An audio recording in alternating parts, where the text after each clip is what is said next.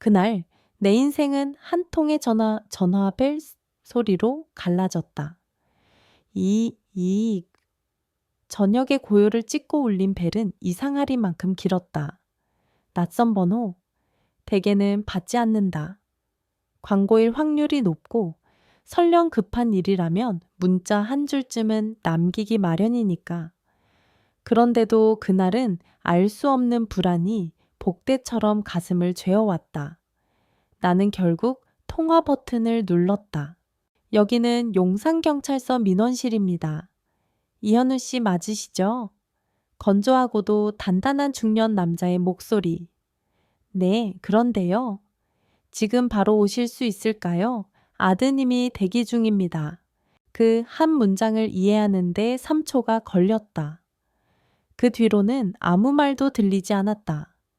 아들? 나는 결혼도 하지 않았고 당연히 아이도 없다. 황당함과 당혹감이 동시에 목을 조였다. 잠깐의 침묵. 나는 억지로 웃음을 섞어 물었다. 죄송한데 혹시 동명이인 아니면 인증이 잘못된 건 아닙니까? 수화기 너머의 목소리는 흔들리지 않았다. 신원 확인에 필요한 기본 정보는 일치합니다. 오셔서 확인하시죠. 뚝! 통화가 끊긴 뒤 내 집은 마치 누군가 스위치를 내려버린 것처럼 고요했다. 송도국제도시를 내려다보는 34층 아파트, 회색과 흰색만으로 톤을 맞춘 거실, 유리 테이블 위에 반듯하게 놓인 도면 케이스. 나는 하루 대부분을 선으로 생각하고 면으로 살아온 사람이다. 오전 8시에 사무실, 오후 6시에 퇴근, 밤에는 스케치 혹은 독서. 오차 없는 루틴, 번잡함 없는 생활.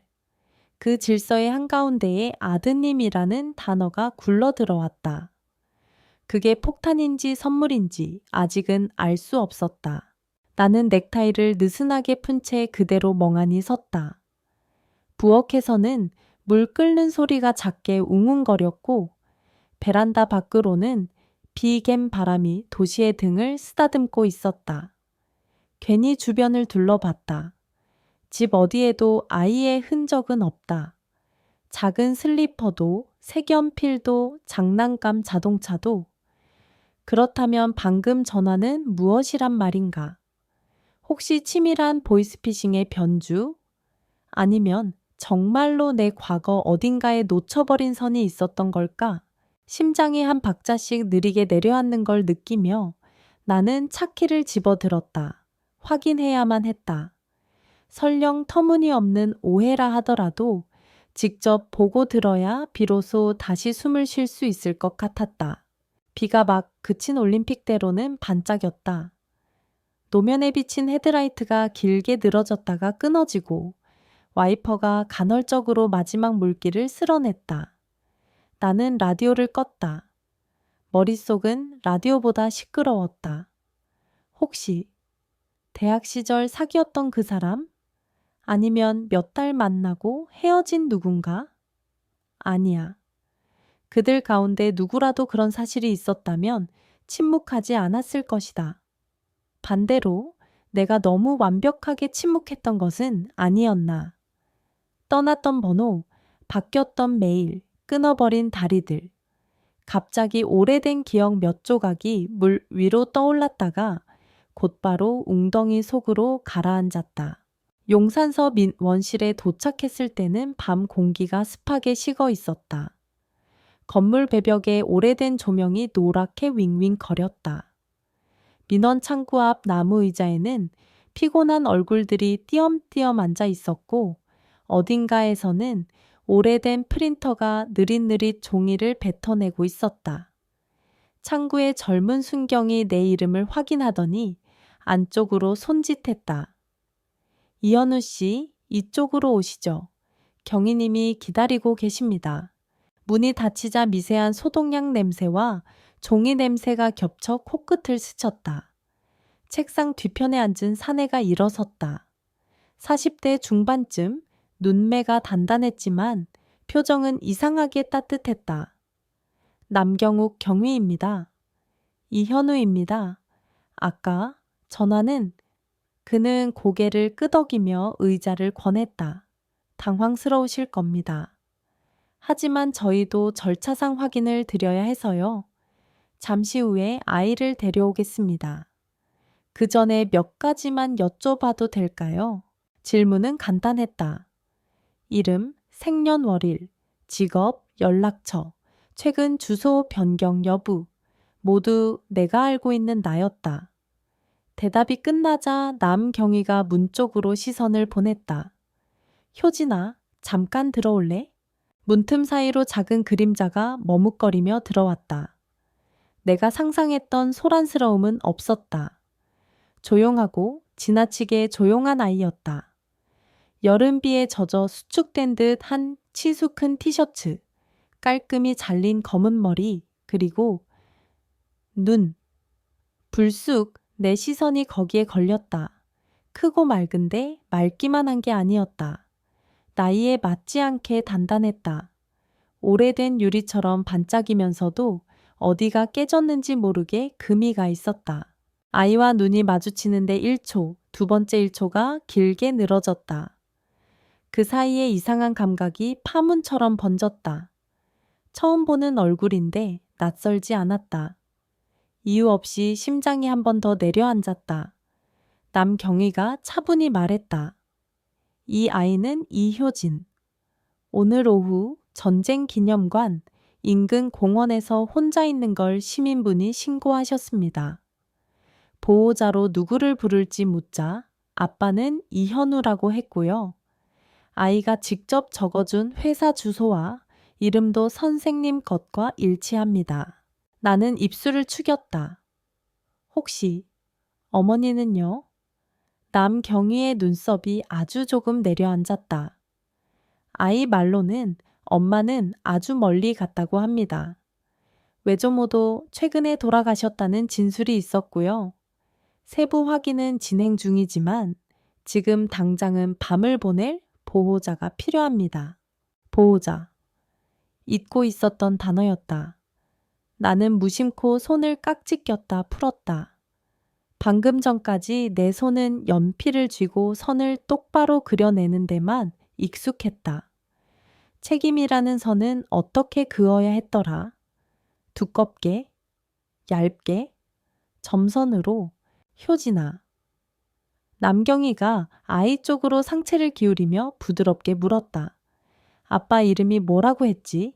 아이는 나에게 시선을 고정한 채 말끝을 또박또박 눌렀다. 이현우요. 아빠가 어떤 사람이야? 건축가. 아침에 진한 아메리카노 마시고 밤에는 말이 없어져요. 숨이 멎는 줄 알았다. 무심코 드러낸 생활의 습관. 누구에게도 말한 적 없는 사소한 배열. 그건 내 하루의 색깔이었다. 누군가를 오래 지켜본 사람만이 말해줄 수 있는 지극히 현실적인 디테일. 남경희가 내 표정을 훑어보고는 낮은 목소리로 정리했다. 현우 씨, 저희가 할 수 있는 확인은 일단 여기까지입니다. 통상은 일시 보호 조치 후 시설 연계를 진행하지만 아이가 특정 보호자를 지목했고 그 보호자와 기초 정보가 일치합니다. 오늘 하루만이라도 임시 보호자로 데려가 보시겠습니까? 이후 법적 확인 절차, 예를 들면 친생자 확인이나 가족관계 등록 같은 는 저희가 안내 드리겠습니다. 저는 말이 끊겼다. 나는 사실을 똑바로 마주해야 했다. 지금까지의 내 삶은 직선이었다. 시작과 끝이 명확한 선. 하지만 어떤 선은 예기치 않게 꺾이고 어떤 설계는 현장에서 수정된다. 어쩌면 지금은 도면을 바꿔야 할 시점인지도 모른다. 나는 아이를 보았다. 아이는 나를 보았다. 공기 사이로 묻지 않은 질문과 답이 조용히 오갔다. 정말이니? 정말이에요. 나는 준비가 안 됐는데. 저도요. 누군가의 눈동자가 오래된 기억의 흔적을 데려왔다가 금세 지웠다. 알겠습니다. 내 목소리는 생각보다 안정적이었다. 오늘은 제가 데려가겠습니다. 남경희는 안도의 미소를 짓고 서류 한 장을 내밀었다. 임시보호자 동의서. 나는 사인을 하려다 말고 잠시 펜촉을 멈추었다. 종이 위에 쓰는 건 내 이름 한 번, 시간이 지나면 잊혀질 선 하나. 하지만 이 서명은 선이 아니었다. 다리였다. 누구에게로 건너가는 돌아갈 수 없는 다리. 나는 천천히 또렷하게 이름을 적었다. 이현우. 종이를 건네는 순간 손끝이 떨렸다. 남경희는 짧게 고개를 숙였다. 감사합니다. 필요한 연락처는 적어 드릴게요. 내일 오전에 다시 한번 협의하시죠. 복도로 나오자 밤 공기가 한결 선선했다. 나는 현관에서 잠깐 멈춰 섰다. 문득 내 집을 떠올렸다. 깔끔하게 정돈된 거실, 고요한 복도, 우아한 조도. 그 공간은 아이 한 명을 받아들일 준비가 되어 있을까? 아니, 사실 준비가 되어 있어야 하는 건 공간이 아니라 나였다. 주차장으로 내려가는 엘리베이터 안, 아이는 내 옆에 반 뼘 떨어져 섰다. 말이 없었다. 대신 발끝으로 바닥 타일에 선을 하나 둘 따라 그었다. 나는 조심스레 물었다. 효진아, 배고프니?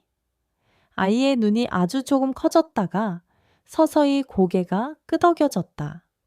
조금요. 그럼 집에 가는 길에 편의점에 들르자. 삼각김밥 좋아해? 잠깐의 망설임, 그리고 작은 목소리. 참지 마요요. 문이 열렸다. 차 문도, 도로도, 앞으로의 시간도. 나는 시동을 걸며 생각했다. 삶의 설계는 언제든 수정된다. 중요한 것은 무엇을 지울지보다 무엇을 남길지다. 오늘 밤 내가 남겨야 할 선은 책임과 약속이었다. 도로 위로비의 마지막 냄새가 가볍게 떠올랐다. 와이퍼가 한 번 더 유리를 스쳤다. 내 오른손은 핸들을, 왼손은 아주 잠깐 아이의 안전벨트를 확인했다. 효진아. 네. 오늘부터는 천천히 이야기해보자. 아이의 대답은 짧았지만 분명했다. 네, 현우 씨. 그 씨와 아빠 사이의 거리. 그 거리를 오늘 밤부터 건너기 시작하면 된다. 설계도는 아직 비어 있지만 첫 선은 지금 막 그어졌다. 밤 10시가 조금 넘은 시간, 송도의 불빛이 유리창 밖으로 번졌다. 자동차 엔진이 멈추자 그제야 나는 깊게 숨을 들이켰다. 내 옆자리, 반드시 앉아있던 효진은 말없이 손목을 모아쥐고 있었다. 작은 손목뼈가 불필요할 정도로 가늘었다. 도착했다. 나는 최대한 평온한 목소리를 냈다.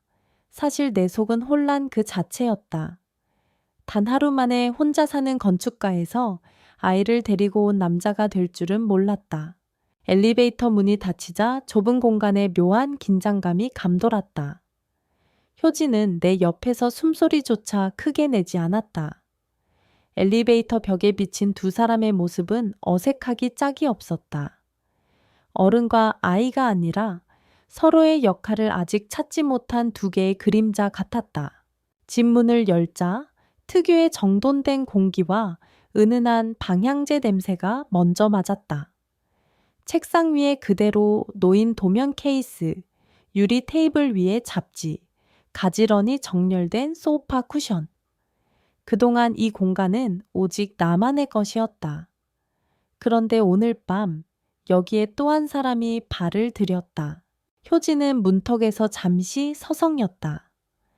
낯선 집에 들어올 때 특유의 주저함이 보였다. 나는 신발장을 열고 가장 작은 운동화를 꺼냈다. 오래전 조카가 놀러 왔을 때 사주고 남은 거의 쓰이지 않은 신발이었다. 이거 신어. 조금 크긴 해도 괜찮을 거야. 효진은 조심스레 신발을 받아 신었다. 발끝이 신발 안에서 반쯤 허공에 떠 있었다. 부엌으로 향하며 물었다. 배고프다고 했지? 삼각김밥이랑 컵라면 괜찮아? 네. 짧은 대답. 하지만 그 속에는 안도와 긴장이 섞여 있었다. 물을 끓이는 동안 나는 부엌 카운터 너머로 효진을 힐끗 봤다. 거실 중앙에 서서 사방을 둘러보는 모습. 벽에 걸린 흑백 건축 사진, 책장에 꽂힌 두꺼운 서적들, 창가에 놓인 작은 선인장. 아이는 그것들을 차례차례 스캔하듯 바라보았다. 마치 여기가 어떤 사람의 집인지 기록해 두려는 듯한 눈빛이었다. 여기 앉아. 나는 식탁 한쪽 의자를 당겨주었다. 효진은 조심스럽게 앉아 두 손을 무릎 위에 올려놓았다. 마치 수업 시간에 선생님 지시를 기다리는 학생처럼 컵라면과 삼각김밥을 놓자 아이는 고개를 숙였다. 먹어도 돼요. 나는 살짝 웃었다. 물어볼 필요 없어. 배고플 땐 먹는 거야. 첫 젓가락을 뜨는 아이의 손이 아주 미세하게 떨렸다.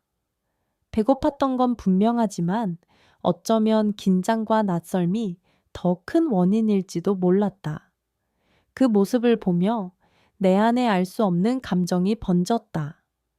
보호해야 한다는 막연한 감각과 동시에 내가 과연 그 역할을 할 수 있을까 하는 두려움. 식사가 끝난 후 나는 작은 방 하나를 열었다. 원래는 작업실로 쓰던 곳이었지만 책상과 서랍장을 한쪽으로 밀면 아이가 잘 수 있을 정도의 공간은 나왔다.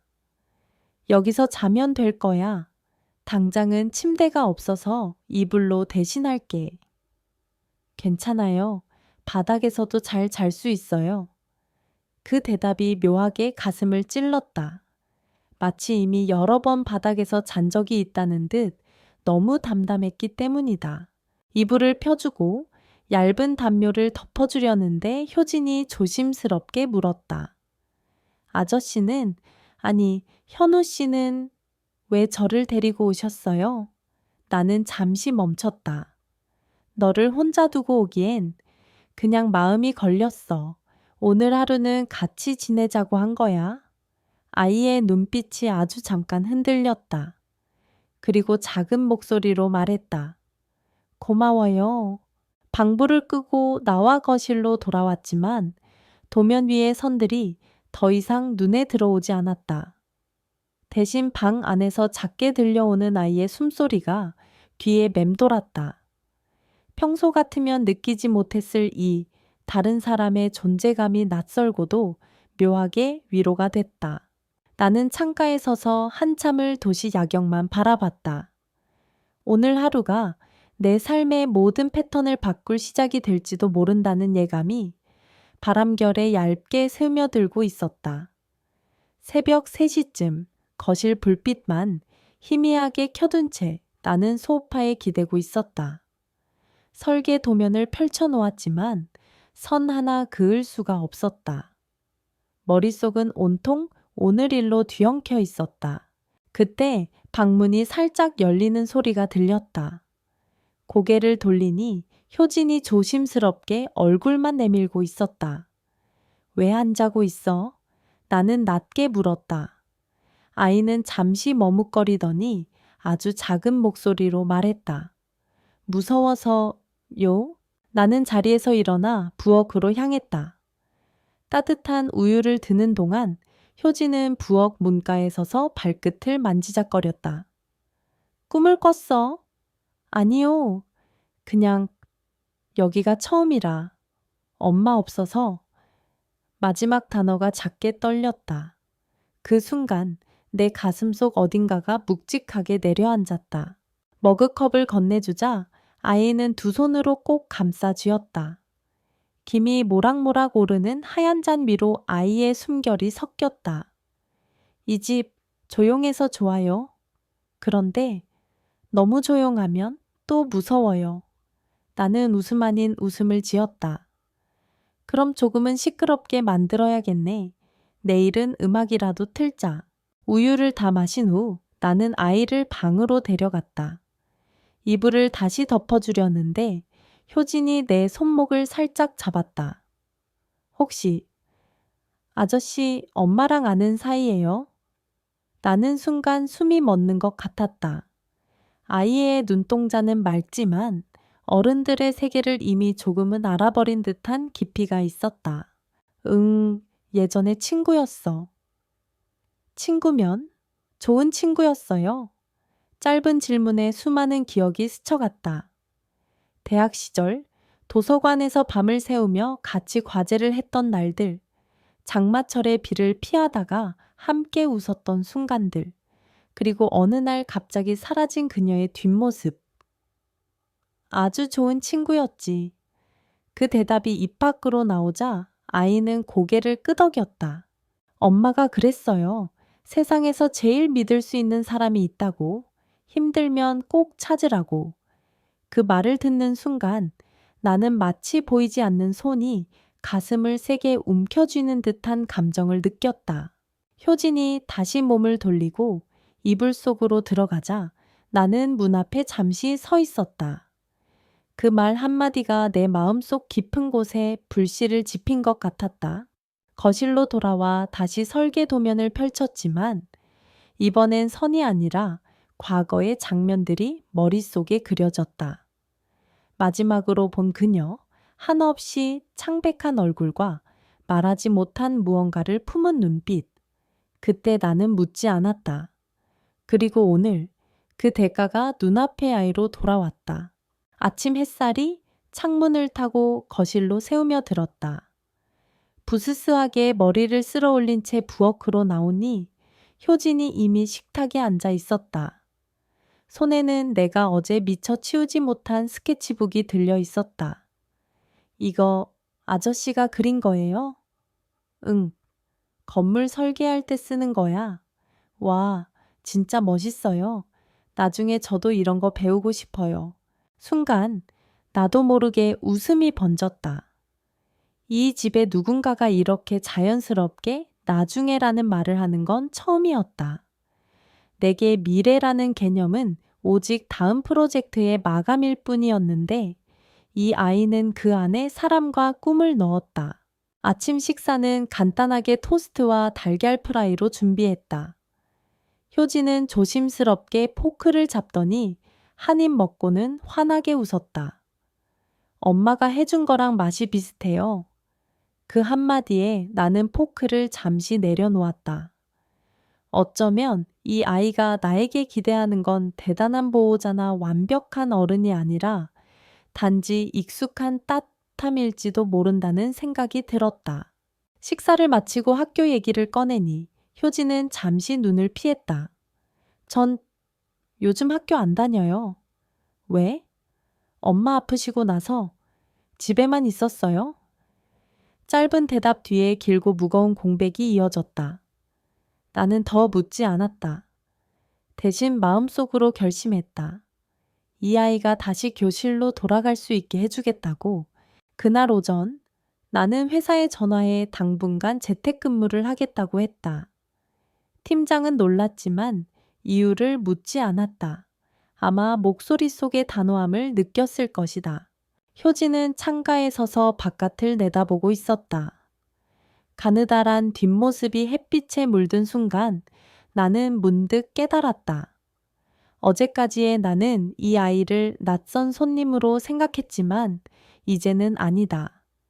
그건 이미 마음속에서 조금씩 변하고 있었다. 그날 오후 나는 효진을 데리고 근처 마트에 갔다. 냉장고가 거의 비어 있었고 어쩌면 함께 장을 보는 게 아이에게도 좋을 것 같았다. 장바구니를 끌고 과일 코너를 지나는데 효진이 멈춰 서더니 사과를 오랫동안 바라보았다.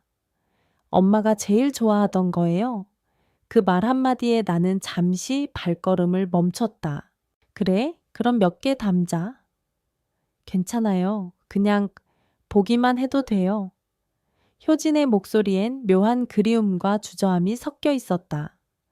나는 말없이 사과 한 봉지를 장바구니에 넣었다. 계산을 마치고 집으로 돌아오는 길, 효진은 창밖만 바라봤다. 나는 운전대를 잡은 손에 조금 더 힘이 들어갔다.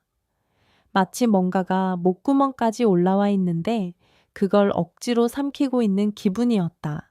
집에 돌아오자마자 효진은 자기 가방에서 작은 사진 한 장을 꺼냈다. 아저씨, 혹시 이 사람 기억나요? 사진 속에는 젊은 여자가 있었다. 웃고 있었지만 눈가에는 어딘가 피곤한 그림자가 드리워져 있었다. 나는 그 얼굴을 보는 순간 심장이 세게 뛰기 시작했다. 윤서? 그 이름이 내 입에서 흘러나오자 효진의 눈이 커졌다. 엄마 이름이 맞아요. 나는 고개를 끄덕였다. 기억 속의 윤서유 윤서진은 대학 시절 내 가장 친한 친구이자 한때는 나의 모든 것이었던 사람이었다. 건축학과 2학년 때 우리는 같은 프로젝트 팀이었다. 밤새 도면을 그리고 함께 라면을 끓여 먹으며 웃던 시절. 하지만 졸업을 앞두고 그녀는 갑자기 사라졌다. 연락도 주소도 아무 흔적도 남기지 않은 채 엄마가 아저씨 얘기를 가끔 했어요. 세상에서 제일 믿을 수 있는 사람이라고. 그런데 왜 연락 안 했어요? 효진의 눈동자가 떨리고 있었다. 나는 숨을 깊게 들이마셨다. 그땐 내가 몰랐어. 네 엄마가 사라진 이유를. 밤이 깊어질수록 과거의 장면들이 또렷하게 떠올랐다. 졸업작품 준비로 바빴던 겨울, 윤서가 자주 기침을 했다. 하지만 그때 나는 그저 피곤해서 그런 줄 알았다. 그녀가 몇 번 약속을 취소하고 연락이 뜸해졌을 때도 그저 취업 준비로 바쁜 줄로만 생각했다. 그리고 어느 날 그녀는 문자 한 줄만 남겼다. 미안해, 잘 지내. 그게 마지막이었다. 나는 몇 번이나 전화했지만 신호만 가고 받지 않았다. 그 후로 내 삶은 건축사무소에서의 일과로 채워졌다. 그 사이에 그녀는 아픈 몸을 이끌고 아이를 낳았고 내겐 그 사실을 알리지 않았다. 효진은 부엌 식탁에 앉아 있었다. 손가락으로 테이블 무늬를 따라가며 마치 무언가를 고백할 준비를 하는 듯한 표정이었다. 아저씨, 사실 엄마가 아팠어요. 병원에서도 오래 못 버틴다고 했대요. 그래서 저 혼자 남을까봐 걱정했어요. 그 말이 끝나자 방 안의 공기가 무겁게 내려앉았다. 그래서 엄마가 저한테 말했어요. 꼭 아저씨를 찾아가라고. 그 사람이 날 도와줄 거라고. 효진의 눈가가 붉어졌다. 나는 더 이상 말을 잇지 못했다. 그제서야 모든 조각이 맞춰졌다. 왜 경찰서 서류에 내 이름이 있었는지, 왜 효진이 나를 두려워하지 않았는지, 그리고 왜 그 어린 나이에 낯선 집에서도 기다림이라는 감정을 알고 있었는지. 다음 날 나는 오래된 연락처 목록을 뒤졌다. 윤서의 번호는 이미 사라졌지만 대학 동창 중 한 명이 그녀와 잠시 연락을 했었다는 사실이 떠올랐다.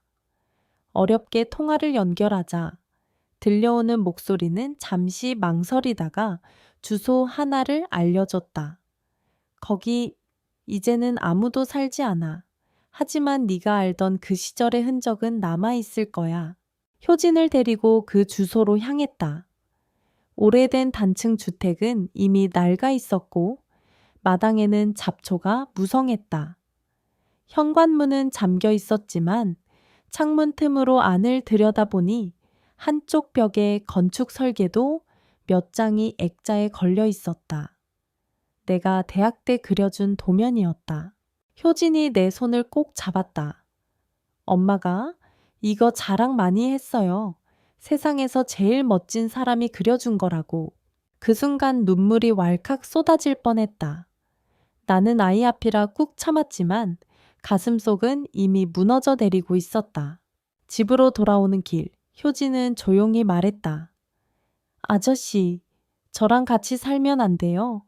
엄마가 없으니까 여기가 이제 제 집 같아요. 그 말은 단순한 부탁이 아니었다. 그것은 버림받지 않으려는 작은 손의 마지막 매달림이었다. 나는 잠시 말을 잃었다가 조용히 대답했다. 그래, 우리 같이 살자. 효진이 그 말을 듣고 처음으로 활짝 웃었다. 그 웃음은 해가 떠오르는 것처럼 방 안을 환하게 비췄다. 하지만 내 마음 한쪽에는 여전히 그림자가 드리워져 있었다. 윤서가 왜 내게 아무 말도 하지 않았는지, 왜 혼자서 모든 걸 감당했는지 그 진짜 이유를 아직 듣지 못했기 때문이다. 나는 속으로 다짐했다. 윤서, 네가 숨긴 모든 진실, 내가 꼭 알아낼게. 그리고 그렇게 숨겨진 진실을 향한 문이 서서히 열리고 있었다.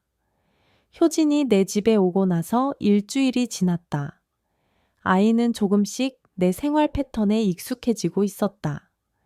아침이면 내가 먼저 일어나 부엌에서 커피를 내리면 효진은 졸린 눈을 비비며 주방으로 나와 좋은 아침이에요 하고 인사를 건넸다.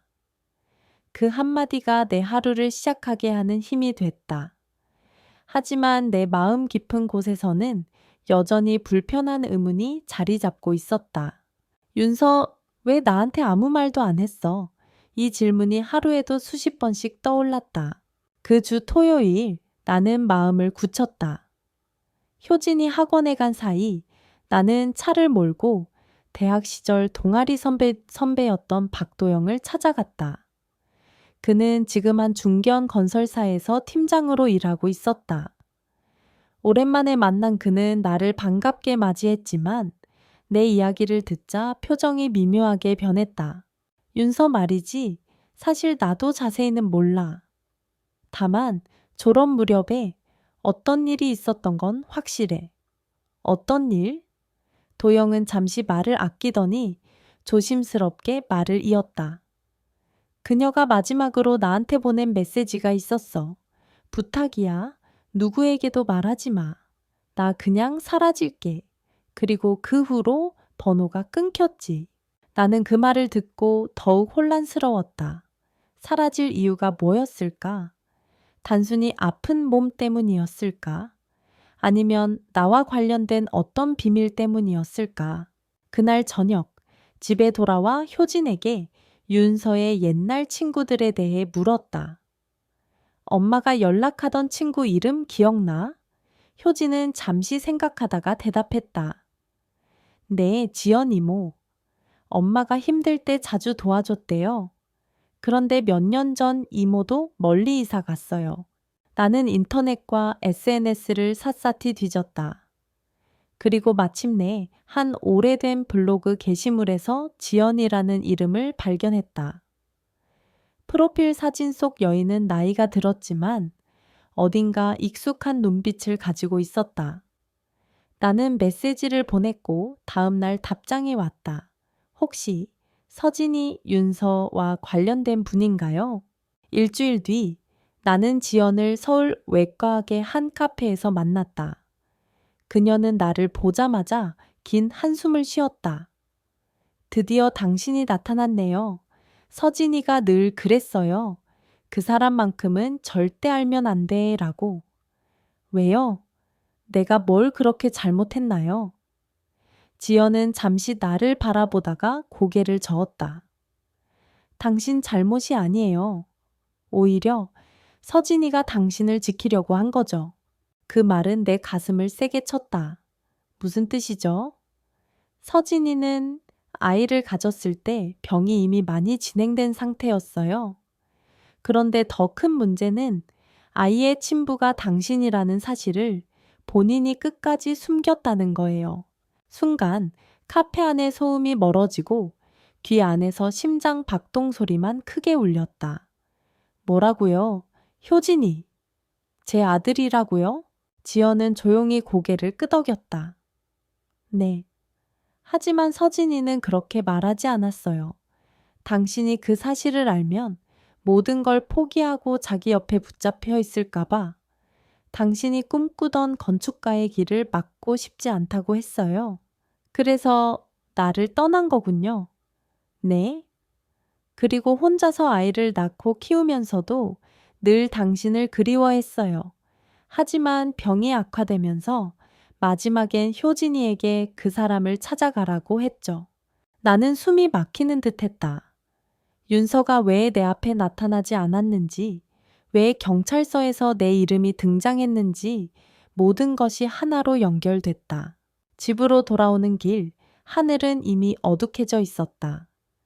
효진이 현관에서 기다리고 있었다. 아저씨, 어디 갔다 왔어요? 나는 아이를 바라보다가 차마 진실을 입 밖에 내지 못했다.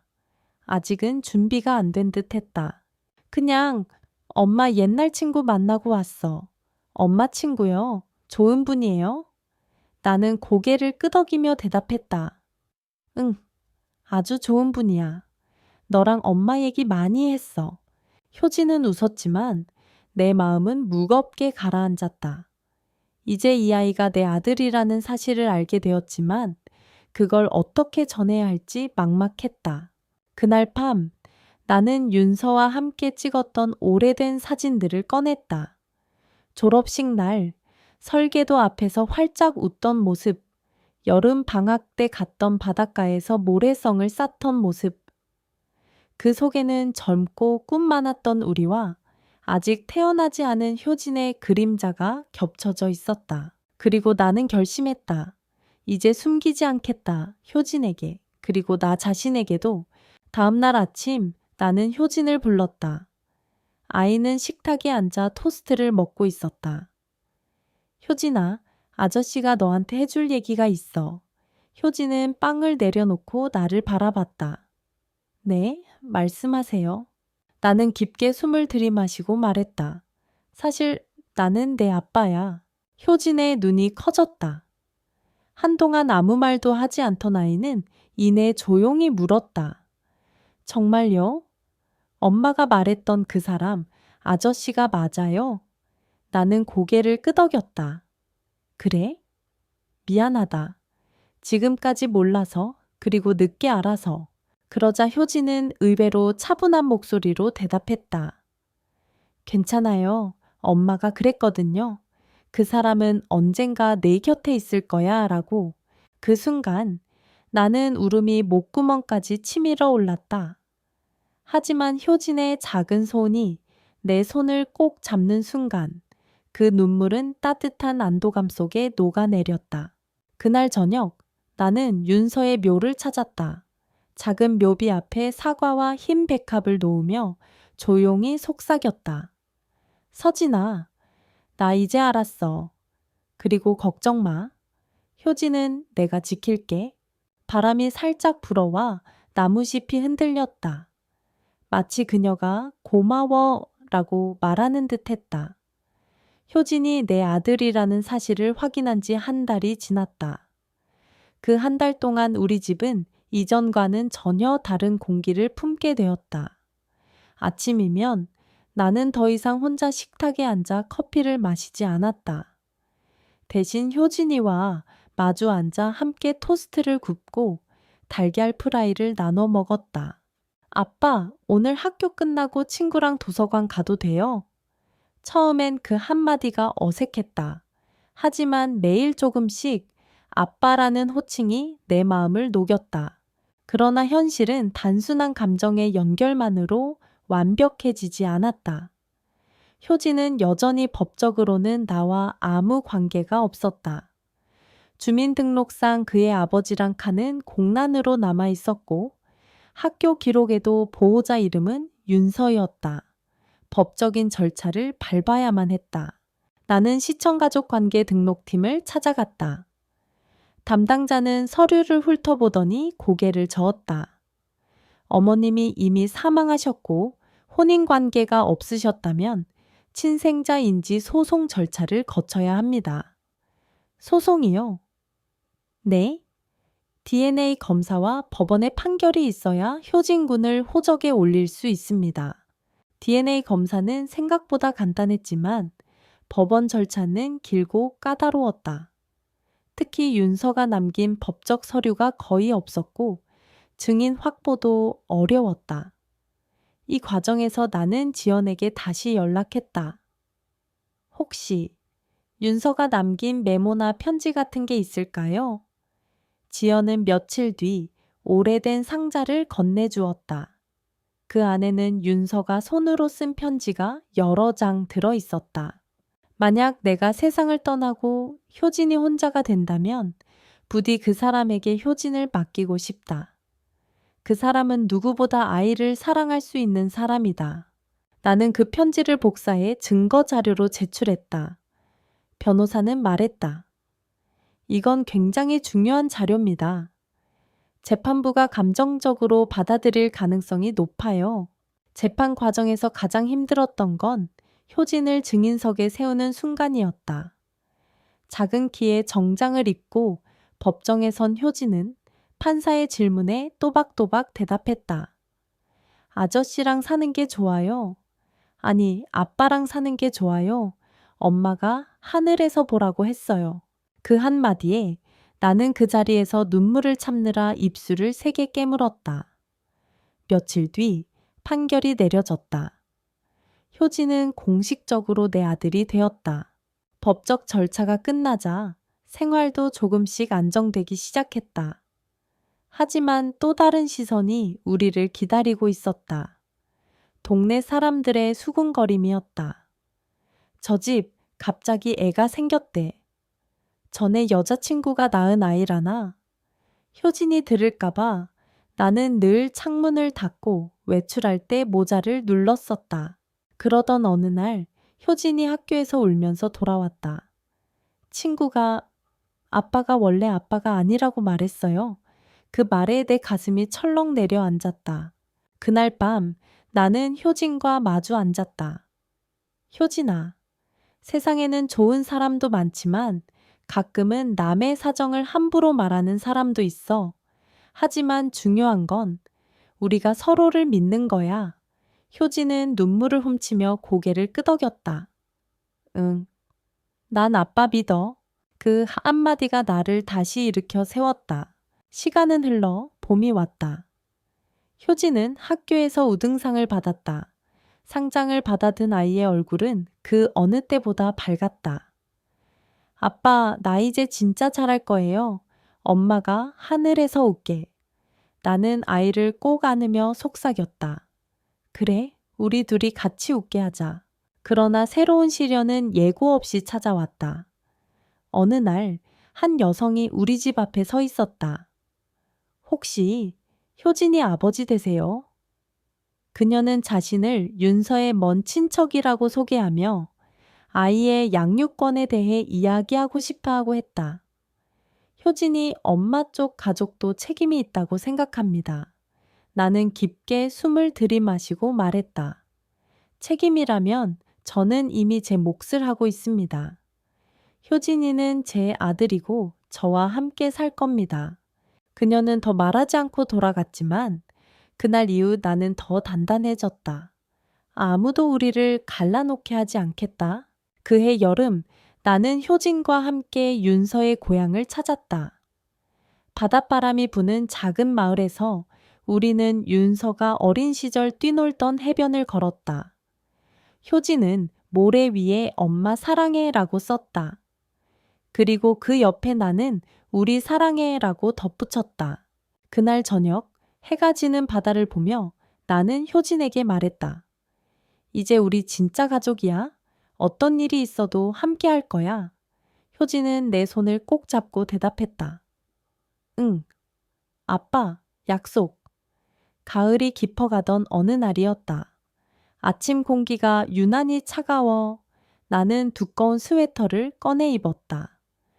효진은 여느 때처럼 학교 준비를 하다가 갑자기 얼굴이 창백해졌다. 아빠, 배가 너무 아파요. 처음에는 단순한 소화불량일 거라 생각했다. 하지만 효진은 곧 몸을 웅크리고 땀을 흘리며 신음했다.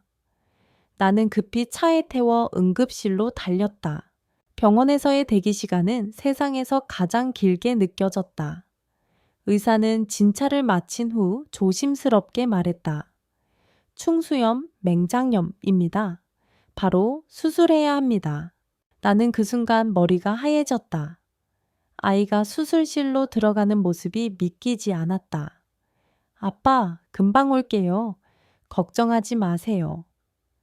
작은 목소리로 나를 위로하는 효진의 말에 나는 오히려 눈물이 났다. 수술은 2시간이 걸렸다. 수술실 문이 열리고 마취에서 깨어난 효진의 얼굴이 보이자 심장이 덜컥 내려앉았다. 효진아, 잘했어. 이제 다 괜찮아질 거야. 그날 밤 나는 병원 침대 옆 간이의자에서 밤을 새웠다. 아이가 조금이라도 움직이면 나는 본능적으로 일어나 손을 잡아주었다. 며칠 뒤 효진은 회복세를 보였다. 그러나 수술 후 약간의 합병증 가능성이 있어 의사는 당분간 조심할 것을 당부했다. 그때 나는 처음으로 누군가의 전적인 보호자라는 책임감을 뼛속 깊이 느꼈다. 퇴원 후 집으로 돌아오자 효진은 갑자기 말했다. 아빠, 혹시 내가 아플 때 엄마 생각났어요? 나는 잠시 멈칫했다. 응, 생각났지. 하지만 더 많이 생각난 건 너야. 너 없으면 난 어떻게 살아야 하나 그게 더 무서웠어. 효진은 잠시 나를 바라보다 이불 속으로 쏙 들어갔다. 그럼 다행이에요. 나도 아빠 없으면 안 되니까. 그날 이후 우리는 매일 저녁 함께 산책을 했다. 몸이 회복되면서 효진은 점점 예전의 밝음을 되찾았다. 하지만 나는 여전히 불안감을 버릴 수 없었다. 그래서 건강검진, 식단 관리, 운동 계획까지 모두 챙기기 시작했다. 이 과정에서 효진과 나 사이에는 더 많은 대화가 오갔다. 학교 이야기, 친구 이야기, 그리고 미래에 대한 꿈. 아빠, 나 커서 의사 될래요. 아픈 사람 고쳐주는 거 멋있잖아요. 나는 웃으며 대답했다. 좋아? 그럼 아빠가 전폭적으로 지원할게. 겨울 방학이 시작되자 우리는 작은 여행을 계획했다. 목적지는 윤서가 생전에 가고 싶다고 했던 설악산이었다. 첫눈이 내린 산길을 걸으며 효진은 하얀 숨을 내뿜으며 말했다. 아빠, 엄마가 여기서 사진 찍었으면 좋아했을 것 같아요. 나는 하늘을 올려다봤다. 눈송이가 살짝 눈가에 내려앉았다. 그래, 아마 우리 사진 보고 웃고 계실 거야. 여행 마지막 날 밤, 우리는 숙소 창가에 앉아 따뜻한 코코아를 마셨다. 효진은 손바닥만 한 수첩을 꺼내더니 나에게 건넸다. 그 안에는 짧지만 진심 어린 글이 적혀 있었다. 아빠, 나 이제 진짜 아빠 아들이에요. 세상에서 제일 좋은 아빠, 고마워요. 나는 그 자리에서 효진을 끌어안았다. 아빠도 고맙다. 너 때문에 내가 더 좋은 사람이 되고 있어. 그 후로 우리의 삶은 여전히 크고 작은 문제를 마주했지만 더 이상 두렵지 않았다. 우리는 서로의 가장 강력한 편이었고 어떤 시련이 와도 함께 이겨낼 준비가 되어 있었다. 마지막 장면 몇 년 뒤 효진은 중학교 졸업식에서 전교회장으로 무대에 섰다. 연단 위에서 그는 당당하게 말했다. 저는 부모님이 모두 계시진 않지만 세상에서 가장 멋진 아빠와 살고 있습니다. 저를 믿어주고 지켜준 그 사랑 덕분에 저는 여기까지 왔습니다. 청중 속에서 나는 조용히 눈물을 훔쳤다. 그 순간 나는 깨달았다. 이제 더 이상 아빠가 되려고 노력하는 사람이 아니라 이미 충분히 아빠라는 것을. 봄바람이 부드럽게 불어오던 3월의 어느 날 나는 대학교 입학식이 열리는 캠퍼스 정문 앞에 서 있었다. 효진은 말끔한 셔츠에 깔끔한 재킷을 걸치고 어른이 된 듯한 표정으로 나를 향해 걸어왔다. 아빠, 나 괜찮아요? 너무 학생 같지 않아요? 나는 웃음을 참으며 고개를 끄덕였다.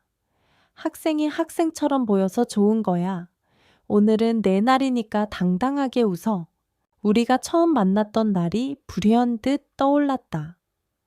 그날 경찰서의 차가운 의자 위에서 웅크리고 있던 아이는 이제 훌쩍 커서 나보다 키가 클 정도였다. 나는 가끔 놀란다. 시간이 이렇게 빠르게 흘렀나. 내가 그 시간 속에서 정말 좋은 아빠였나 하는 생각이 든다. 입학식이 끝난 뒤 우리는 근처 작은 식당에서 점심을 먹었다. 효진은 신입생다운 설렘으로 학교 이야기를 쏟아냈다. 아빠, 나 봉사 동아리에 들어가려고요. 병원에서 아이들 책 읽어주는 활동이래요. 나는 속으로 웃었다. 아픈 사람을 돕겠다는 꿈이 아직도 마음속에 살아있다는 게 참 대견했다. 좋다. 네가 하고 싶은 건 뭐든 해봐. 대신 중간에 포기하지 않는다는 조건으로. 효진은 씩 웃으며 젓가락을 들었다. 그날 밤 나는 오래된 서랍에서 작은 상자를 꺼냈다. 그 안에는 아직도 윤서가 남긴 편지와 사진, 그리고 그날 경찰서에서 받은 작은 목걸이가 들어있었다. 나는 목걸이를 손에 쥐고 창밖을 바라보았다. 윤서야, 우리 아들이 잘 자랐어. 네가 걱정했던 거 이제 하나도 없어. 여름방학이 되었을 때 효진은 아르바이트를 하며 등록금 일부를 스스로 벌겠다고 했다. 나는 속으로 걱정했지만 그의 의지를 꺾고 싶진 않았다. 아빠, 나 이제 어른이잖아요. 그냥 아들로만 남고 싶지 않아요. 같이 사는 사람, 동등한 가족이 되고 싶어요. 그 말을 듣는 순간 가슴이 뜨겁게 울렸다. 나는 그저 아이를 지켜주기만 하는 보호자라고 생각했는데 이제 그는 나를 같이 걸어가는 사람으로 여긴다니. 어느 날 아르바이트가 끝난 효진이 작은 종이 봉투를 건넸다. 아빠, 이거 제 첫 월급이에요. 아빠랑 같이 쓰고 싶어요. 봉투 안에는 몇 장 되지 않는 지폐와 송글씨로 적힌 쪽지가 있었다. 아빠, 늘 제 옆에 있어줘서 고마워요. 저도 이제 아빠의 어깨를 조금은 가볍게 해드리고 싶어요. 나는 그 자리에서 봉투를 다시 그의 손에 쥐어줬다. 효진아, 이건 내 땀과 시간이야. 내 꿈했어. 아빠는 이미 네가 준 마음으로 충분히 부자야. 시간은 흘러 효진은 봉사 동아리와 학업, 그리고 아르바이트를 병행하며 바쁜 대학 생활을 이어갔다. 그러던 어느 날 그는 나를 설악산으로 초대했다. 아빠, 우리 옛날에 눈 오는 날 왔었잖아요. 이번엔 봄산 보러 가요. 우리는 다시 그 길을 걸었다. 그때와 달리 이번엔 어른이 된 효진이 나보다 앞서 걸으며 길을 이끌었다. 산중턱에서 그는 멈춰서서 하늘을 바라봤다. 아빠, 있잖아요. 엄마가 여기에 서 있었다면 우리 둘 다 웃는 얼굴이었을까요? 나는 조용히 고개를 끄덕였다. 그럼? 너희 엄마는 항상 내 웃음을 제일 좋아했으니까. 그날 저녁 숙소에서 효진은 대학 생활 이야기를 하다 말고 진지한 표정이 되었다. 아빠, 사실 저 교환학생 프로그램 지원하려고 해요. 1년 정도 외국에서 공부하고 싶어요. 순간 가슴이 먹먹해졌다. 하지만 곧 미소 지었다. 좋다. 넓은 세상을 보고 와. 대신 약속 하나만 하자. 매주 영상 통화하기. 효진은 아이처럼 웃으며 손가락을 내밀었다. 약속. 1년 후 효진은 더 성숙해진 모습으로 돌아왔다. 그의 눈빛에는 자신감이 있었고 목소리에는 확신이 있었다. 아빠, 이제 진짜 제가 하고 싶은 길이 뭔지 알 것 같아요. 의사가 되는 것도 좋지만 사람의 마음을 돌보는 일을 하고 싶어요. 나는 고개를 끄덕였다. 내 길은 네가 정하는 거야. 아빠는 언제나 네 뒤에 있을 거고. 몇 년 뒤 효진은 심리 상담사가 되었다. 첫 상담실 개업 날 그는 가장 먼저 나를 초대했다. 아빠, 여기서 많은 사람들이 새로운 희망을 찾을 거예요. 그게 제가 받은 사랑을 돌려주는 방법이에요. 나는 그 자리에서 알았다. 그날 경찰서에서 시작된 우리의 인연은 이제 세상에 사랑을 나누는 또 다른 시작이 되었음을. 마지막으로 효진이 결혼식을 올리던 날, 하얀 예복을 입은 그는 식전 대기실에서 나를 꼭 끌어안았다. 아빠, 저 이제 새로운 가족이 생기지만 아빠는 여전히 제 첫 번째 가족이에요. 나는 웃으며 그의 어깨를 두드렸다. 그래, 그리고 너는 내 인생 최고의 선물이야. 그 순간 나는 깨달았다. 인연은 우연처럼 찾아오지만 사랑은 선택이자 약속이라는 것을, 그리고 그 약속은 평생 변하지 않는다는 것을